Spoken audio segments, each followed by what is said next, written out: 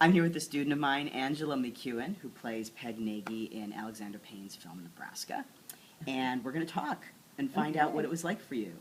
I'm so proud of you. Thank you. So proud of you. And today, actually, I'm going to show this. In the LA Times, today's LA Times, is Finding the Faces of Nebraska. And your face is one of the ones that are featured here. And it talks about you. And Alexander Payne says this of you. I believe she's been languishing in short student films, said Payne. She came late to life to acting. I cast her off of a tape. John Jackson and I were in Omaha and hadn't pulled the trigger on that part. We knew we wanted someone quite special. We kept returning to her tape. Amazing. Right, yes, and I might add that between my first audition and finally talking with him and being offered the part was a year. Really? Yeah. So can you talk a little bit about what that process was like? My agent sent me to an audition which did not say Alexander Payne or Nebraska. It was just an audition. I think it said untitled. I'm not positive. But anyway, it was the sides for Kate for the cemetery scene. And I thought, why are they sending me that? It doesn't seem like quite for me. But then I found out when I went to the actual first audition that all the women got that same scene. Now this was the scene where she lifts up her...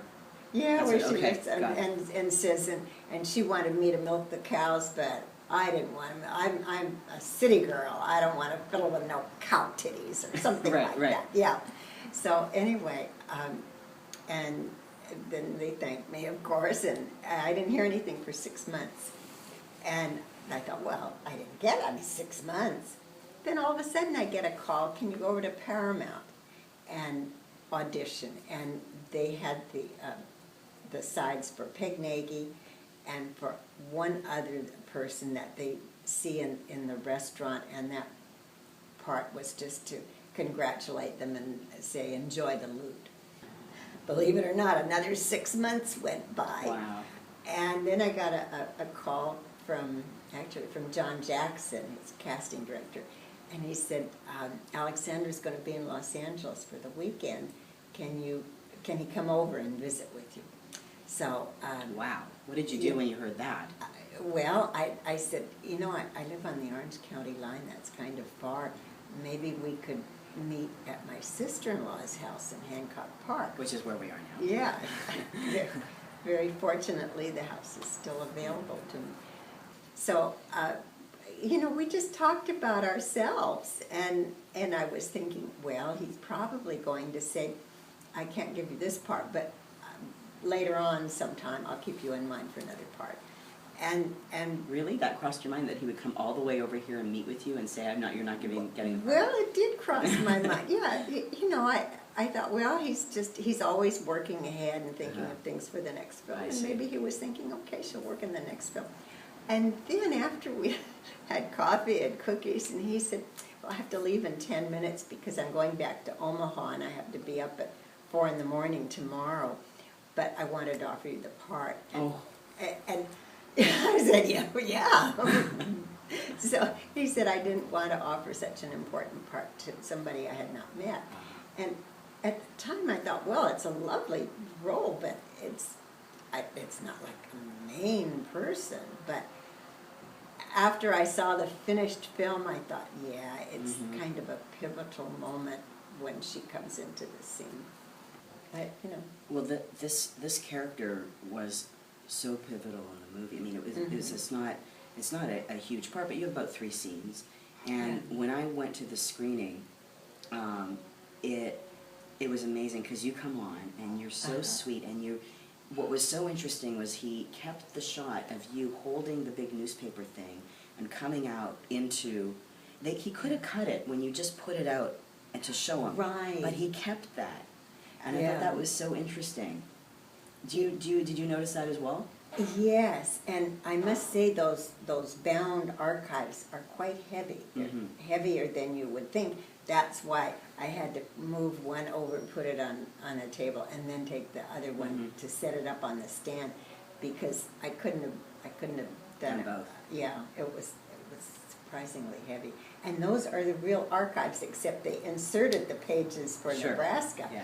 But the rest of I mean, that's how they keep how their they do it. archives there. No CDs, no But data processing. No, but what was so amazing about it was that we get to watch your character haul out this heavy thing, Yeah. and as we watch you do that, we have this feeling for you, you know? And so he knew how to create this emotion, you know, and connection to you, which you create automatically just because you're so sweet and you're so authentic. And you come out and you put this down, and you do the whole interaction with Will Forte's character. Then when you come back for the last scene, the whole audience, when you come out of, and you say nothing, when you come out of the newspaper office, the whole audience collectively went, oh, because they loved your character so much. That's what I've heard. You know, it's one of those moments when you come out of the store and you look and watch Bruce Dern's character, when you watch him go by. Yeah.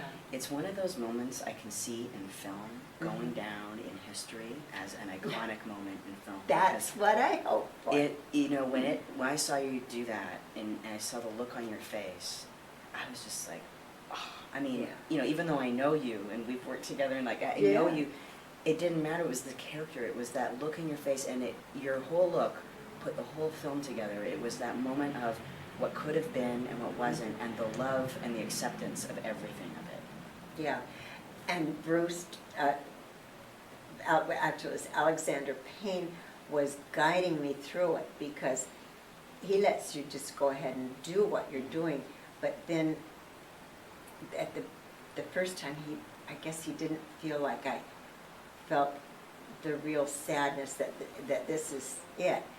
And so he said, you know, remember, you both know this is the last time you're going to see each other. And that's my hot button. I went to 18 elementary schools, and for my whole early life, I was always saying goodbye to kids that I knew I'd never see again. And so when he said that, he didn't know it was going to affect me that much, but the tears started down, and he looked at me and he said, well, she's sad, but she's not that sad. And he said, remember, she married a nice man, they ran the paper together, she had 3 kids and 8 grandkids, and so she's sad, but it's not exactly that. It's just that, you know, one reviewer called it wistful, and I think that kind of it's wistful because it's something you would have liked to have had, but it didn't happen, and yet you still remember the experience, you know, the way you felt when you were young, and felt something for him. So tell me a little bit about what it was like working with the ensemble, with Bruce Dern and June Squibb and Will Forte. It was great. I was only there for a week in this little town. It's Osmond, but they call it Hawthorne in the movie. And, you know, they don't even have a real hotel. They have a motel called the Lodge.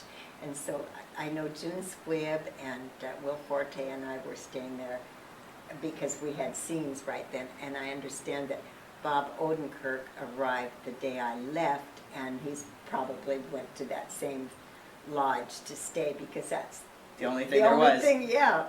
And so we did have a chance to chat a little bit, but Alexander is very careful, and he sets everything, sets up which scene when you do it, and you do it and move on to the next, and that's why he can bring a good movie in for 13 million. So we didn't do a lot of chit-chatting, but it was just that we all felt like we already knew each other. We just, the first day when I met Will Forte was when we were picked up from the hotel in Norfolk to go to this set.